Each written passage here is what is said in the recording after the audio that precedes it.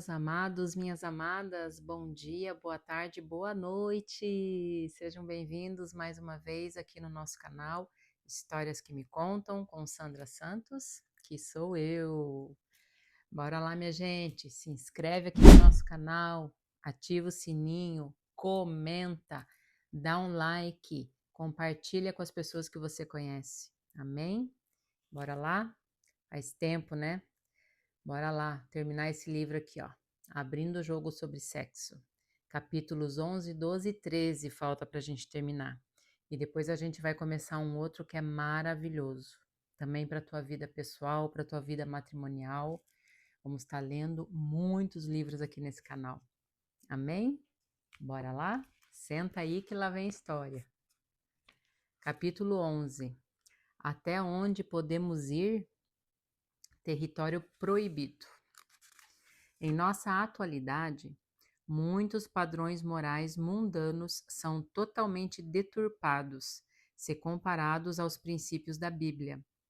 Por isso, estas práticas sexuais não devem ser modelo para um casal cristão que deseja agradar a Deus.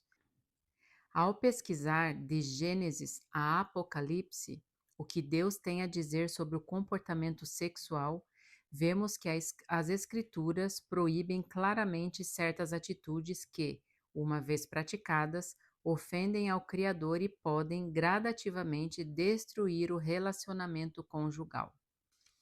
Vejamos alguns desses comportamentos proibidos pela palavra de Deus.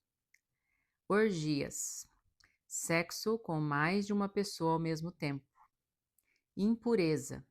Prática assimilada de um estilo de vida mundano ou secular. Fornicação.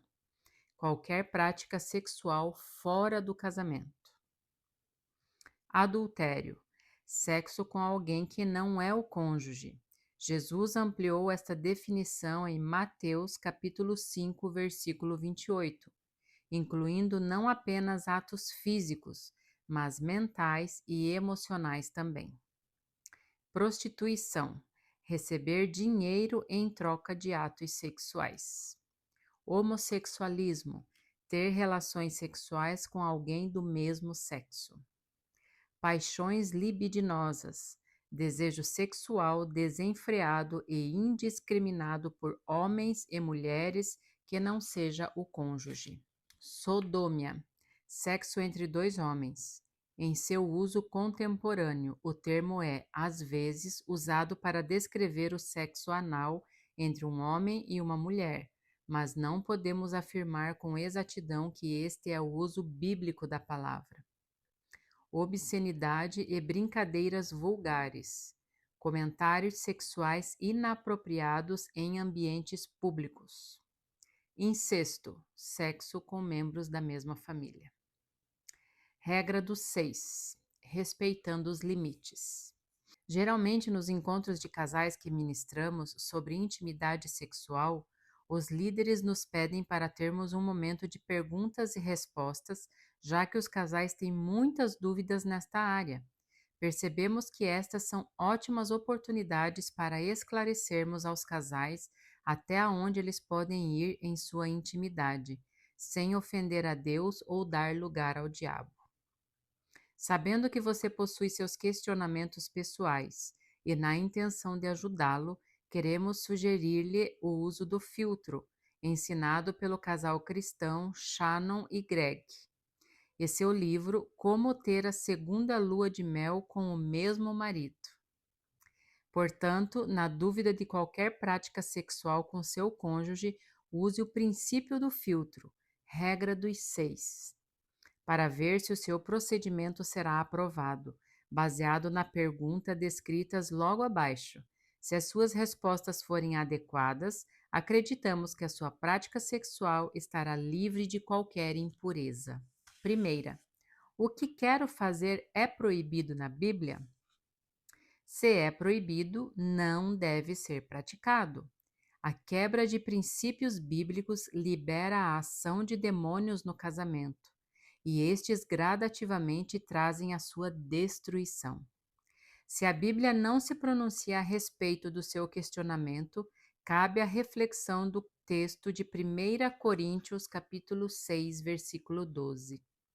Tudo me é permitido, mas nem tudo me convém. Isto é, você pode presumir que é permitido fazer aquilo que a Bíblia não proíbe claramente. Porém, o seu limite deve estar baseado na seguinte pergunta: convém fazer isto? Para obter esta resposta, pergunte-se: o que quero fazer? Segunda, é benéfico para o meu relacionamento conjugal? A resposta deve ser positiva. Terceira, envolve uma terceira pessoa? Se sim, não deve ser praticado, pois entra na prática do adultério. Quarta, o ato é conhecido do meu cônjuge? Para um relacionamento conjugal saudável, é muito importante a sinceridade e cumplicidade com o cônjuge. Tudo que é feito em trevas são trevas e atrai a presença do mal. Porém, aquilo que é feito na luz atrai o agir de Deus. Em Lucas 11:34 e João 11:35. Quinto, o ato é aprovado por meu cônjuge?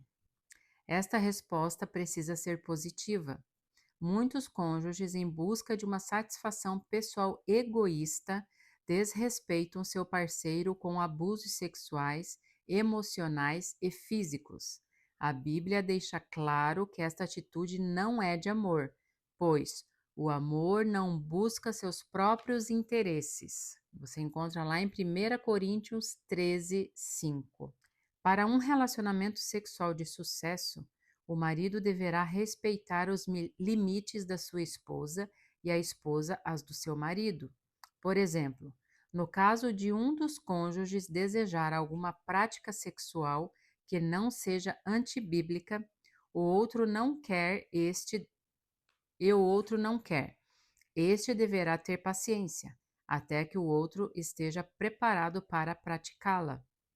Um casal que se ama buscará a satisfação e prazer do outro, nem que isso seja feito gradativamente. Sexta, envolve seu cônjuge. Deus criou o sexo para ser desfrutado em uma relação segura e a dois. E esta relação chamamos de casamento.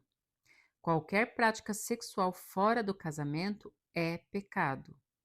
Venerado seja entre todos o matrimônio e o leito sem mácula. Porém, aos que se dão à prostituição e aos adultérios, Deus os julgará. Se encontra em Hebreus 13, 14. Hora da verdade. Minha esposa e eu, sempre que vamos pregar em um encontro de casais sobre o tema intimidade sexual, procuramos ministrar os princípios contidos neste livro e ser o mais ético possível. No momento em que somos questionados a respeito dos limites, isto é, o que entendemos biblicamente que pode ou não se pode fazer na cama, sempre passamos a palavra para o líder espiritual do grupo, para que ele responda às perguntas aos seus liderados, pois sabemos que as opiniões cristãs nesta área se divergem. Nós só nos pronunciamos a respeito se o líder nos der esta liberdade. Mas como o nosso objetivo ao escrever este livro é ajudar e orientar casais que têm se sentido perdidos quanto à sua sexualidade, nos sentimos na responsabilidade de expressar aqui a nossa opinião a respeito dos limites, na intimidade do casal e esclarecer sobre qual é o nosso entendimento bíblico sobre determinados assuntos sexuais. Esclarecemos que as respostas a seguir são baseadas em anos de estudos bíblicos a respeito do assunto e pesquisas realizadas com profissionais da área de saúde, médicos, ginecologistas, sexólogos, enfermeiros, etc. Entendemos, é claro, que aquilo que iremos explanar está fundamentado naquilo que alcançamos até hoje no Senhor e respeitamos as lideranças que divergem da nossa opinião. Observação. Portanto, antes de colocar em prática as conclusões abaixo, nós o aconselhamos a conversar com seus líderes espirituais a respeito do assunto. O que pode e o que não pode? Vamos agora analisar juntos os temas que normalmente são mais questionados quando ministramos para casais. E passando pela regra dos 6, vejamos se eles possuem sinal verde, permitido, ou sinal vermelho, não permitido, para serem praticados no casamento. Comecemos com a questão da autoestimulação com o cônjuge. Pergunta: é aceitável que eu ou minha esposa se estimule com a mão para chegar ao orgasmo durante a relação sexual? É válido ressaltar que há uma grande diferença entre tocar-se em um momento de intimidade com o cônjuge e tocar-se em particular, com o propósito de se excitar sexualmente de maneira independente sem o parceiro. É realidade que algumas pessoas acham excitante assistir ao parceiro estimular-se sexualmente como parte das preliminares e sentem que o sexo deles fica mais especial com essa atitude. Regra dos 6. O que quero fazer é proibido na Bíblia? A estimulação sexual dentro do casamento nunca é mencionada de forma negativa na Bíblia. É benéfico para o meu relacionamento conjugal? Se ambos os parceiros sentirem que é aceitável e prazeroso. Envolve outra pessoa? Não. O ato é conhecido do meu cônjuge? Sim. O ato é aprovado por meu cônjuge? Neste caso, sim. Envolve seu cônjuge? Sim. Então a resposta é ok, sinal verde. 2. Masturbação solitária. Pergunta: sou casado, mas às vezes gosto de me satisfazer sexualmente sozinho. Está errado? Ao se masturbar, obviamente a pessoa estará pensando em alguém. E se este alguém não for o seu cônjuge, aí já está sendo praticado o adultério. Jesus nos ensinou que adultério não é somente o ato em si, mas o pensamento também. Agora, mesmo que o cônjuge diga que deseja praticar a masturbação solitária, pensando em seu parceiro, acreditamos ser um ladrão do prazer a dois. Inevitavelmente, esta prática acabará roubando um tempo que poderia ser desfrutado pelo casal. E o propósito de Deus ao criar o sexo foi proporcionar uma experiência a dois. Não cremos que Deus nos projetou para a autossatisfação. Aí vem a regra dos 6. O que quero fazer é proibido na Bíblia? Ali você pode consultar Colossenses, capítulo 3, dos versículos 5 ao 6, Efésios, capítulo 5, versículo 3, 1 Tessalonicenses, capítulo 4, versículo 3 e Hebreus, capítulo 13, versículo 4. Isso aqui é para vocês estudarem, não é só para ficar escutando isso aqui, não. Não fiquem só nas minhas palavras, hein? Vão lá na palavra, na Bíblia, para ver o que está escrito lá. Aí você vai ter uma noção, você vai ter a certeza de que você está fazendo a coisa correta ou não. É benéfico para o meu relacionamento conjugal? Não, pois causa separação e estimula o segredo. Envolve outra pessoa? Se sim, mesmo que na minha mente Jesus condena esta prática em Mateus capítulo 5, versículo 28. O ato é conhecido do meu cônjuge? Não, porque você vai estar sozinho. O ato é aprovado por meu cônjuge? Na maioria das vezes, não. Envolve seu cônjuge? Não, porque você quer fazer sozinho. A resposta: não, sinal vermelho. 3. Chegar ao orgasmo separados. Pergunta: eu e meu esposo dificilmente chegamos ao orgasmo juntos.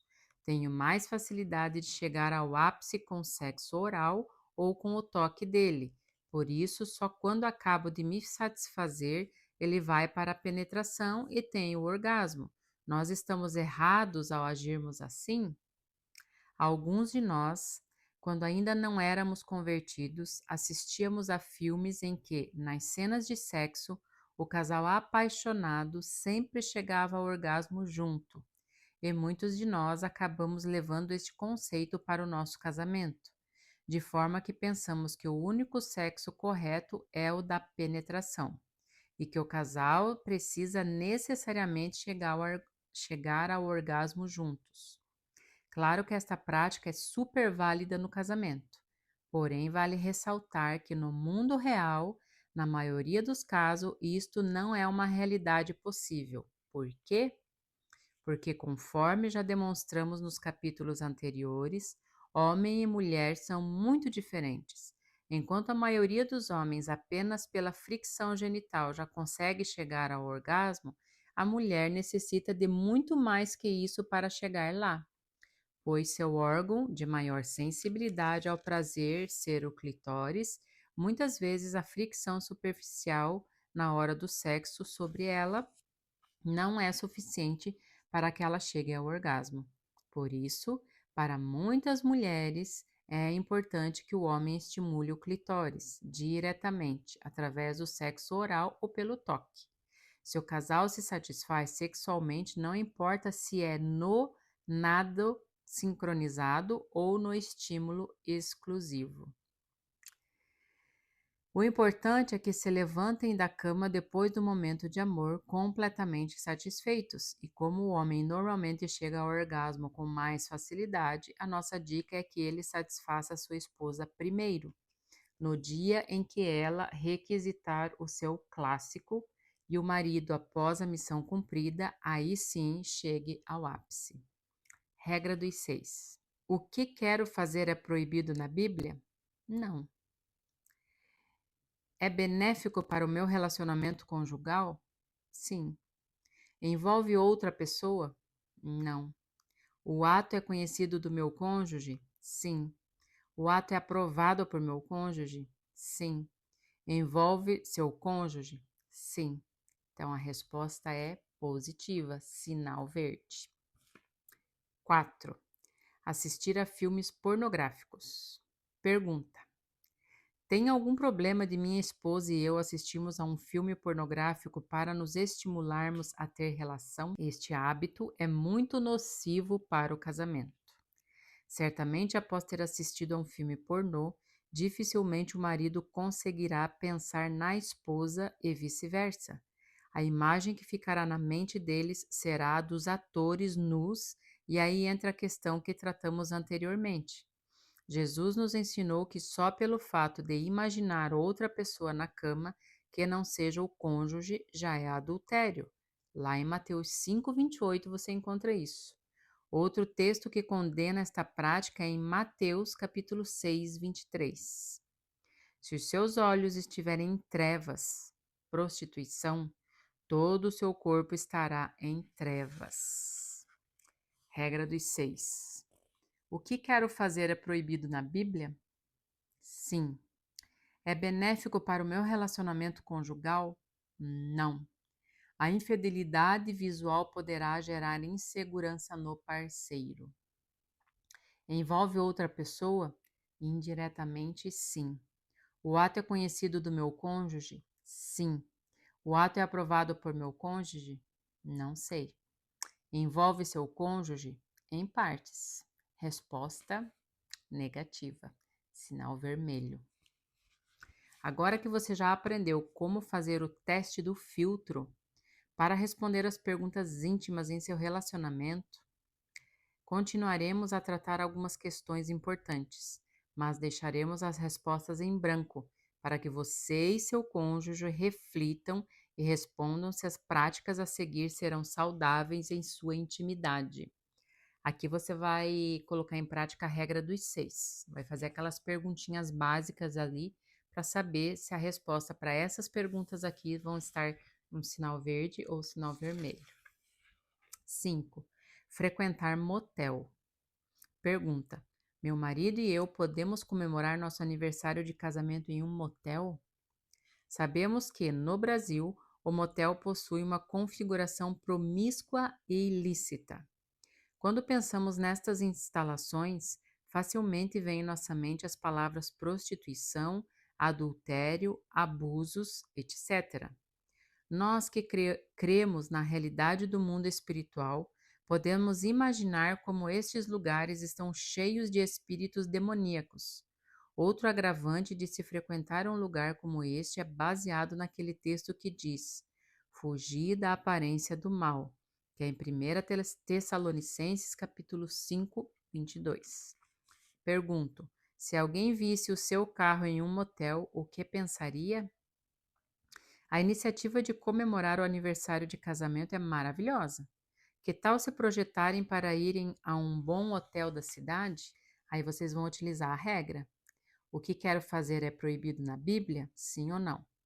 É benéfico para o meu relacionamento conjugal? Sim ou não? Envolve outra pessoa? O ato é conhecido do meu cônjuge? O ato é aprovado pelo meu cônjuge? Envolve seu cônjuge? Ali vocês vão chegar na resposta, se sim ou não. 6. Sexo oral. Pergunta: minha esposa se encontra impossibilitada de ter relações sexuais por motivos médicos. A penetração é a única forma aceitável de satisfação sexual entre homem e mulher?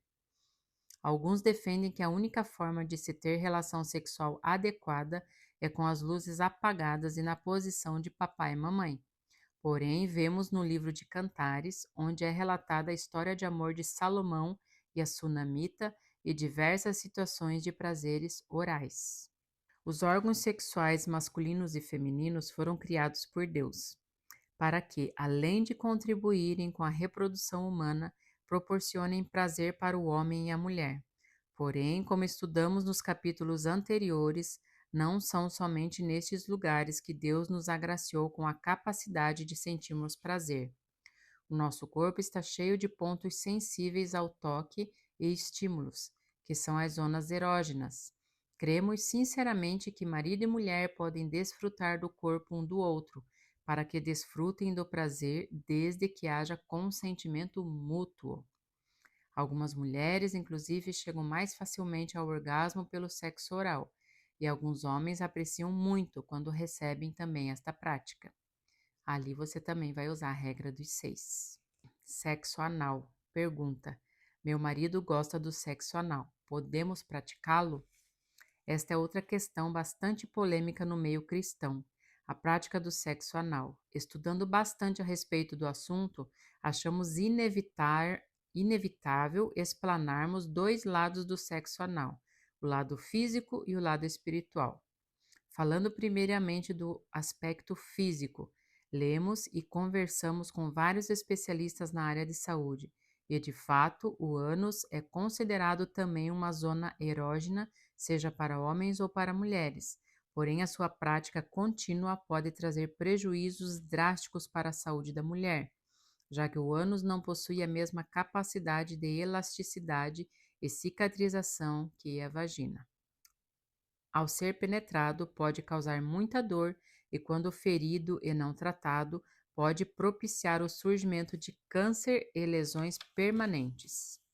Também, por ser um órgão excretor, o ânus está cheio de impurezas. Se manuseado sem a asepsia adequada, sem a limpeza, pode trazer infecções e contaminação de doenças sexualmente transmissíveis. Falando do aspecto espiritual, lemos que a Bíblia condena a prática da sodomia, prática sexual em que há penetração no ânus. Em 1 Coríntios capítulo 6, versículo 9. Não erreis, nem os devassos, nem os idólatras, nem os adúlteros, nem os efeminados, nem os sodomitas, nem os ladrões, nem os avarentos, nem os bêbados, nem os maldizentes, nem os roubadores herdarão o reino dos céus. A maioria dos textos bíblicos que se referem à sodomia está relacionada à prática homossexual. Em Deuteronômio, capítulo 23, versículo 19, e 1 Timóteo, capítulo 1, versículo 10. Porém, em seu uso contemporâneo, o termo é também usado para descrever o sexo anal entre um homem e uma mulher. Na verdade, hoje não podemos afirmar com exatidão que este é o uso bíblico da palavra, referindo-se ao sexo anal entre homem e mulher, e sim entre dois homens. Portanto, não fechamos nenhuma questão a respeito do assunto. Contudo, observe as advertências relevantes na área da saúde da mulher e a sua consciência de seu cônjuge com Deus, para tomarem a atitude que considerarem correta. Se há dúvida, não faça, pois a Bíblia nos diz em 1 Timóteo capítulo 1, versículo 19, para não ferirmos a nossa própria consciência. Conserve a sua fé e a mantenha a sua consciência limpa. Algumas pessoas não têm escutado sua própria consciência e isso tem causado a destruição da sua fé. Ali você também vai usar a regra dos 6. 8. Uso de apetrechos sexuais. Pergunta: é aceitável usar apetrechos sexuais? Este é outro assunto muito polêmico entre os cristãos. Alguns não veem nenhum problema, enquanto outros são insistentemente contra. Justamente por esta ser uma pergunta muito repetitiva, julgamos importante tratá-la aqui. Primeiramente, faremos algumas distinções. Estes objetos estão sendo usados para a prática individual da masturbação ou com um auxiliar nas relações sexuais entre o casal?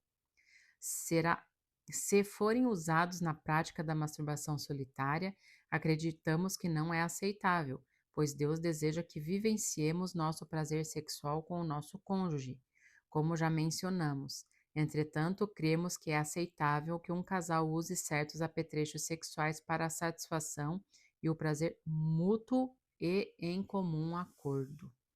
Também vai fazer a regra dos 6. Ainda no próximo capítulo, responderemos algumas perguntas que foram feitas a nós pessoalmente ou pelo site. Quem sabe a sua dúvida já está respondida no capítulo seguinte? Vejamos. Porque aqui no livro, minha gente, eles colocaram o site, que é www.familiadesucesso.com, que é a comunidade onde esse casal de pastores tem esse projeto, né, da família de sucesso. Ali você pode mandar, né, as tuas perguntas. Porém, vamos terminar o livro para ver se de repente as tuas perguntas, as tuas dúvidas não estão aqui no capítulo 12 e 13, que são os 2 últimos capítulos. O que eu tenho para dizer? Você que ainda não é cristão, você que não tem conhecimento da palavra, busque conhecimento com um líder espiritual, com uma pessoa a qual você tenha confiança. Mas é como eu falei no início, mas que tenha uma intimidade, uma maturidade espiritual com Deus e com a palavra de Deus. Se nós que já somos cristãos ainda cometemos algumas coisas dentro do sexo no nosso casamento, nós temos que abrir nossos olhos, porque muitas vezes nós estamos abrindo uma brecha enorme para Satanás trabalhar e a gente não está percebendo isso. Então vamos correr atrás das nossas respostas para saber se é positiva ou negativa, se é sinal verde ou vermelho, para que a gente não abra mais essas brechas e que nós possamos ter um matrimônio mais tranquilo, mais sadio dentro da palavra de Deus. Amém? Obrigado, minha gente, por mais uma vez ter nos assistido até o final desse vídeo. Não esqueça de se inscrever, não esqueça de comentar, não esqueça de deixar o teu joinha, o teu like aí pra gente, tá bom? Deus abençoe vocês. Beijo grande.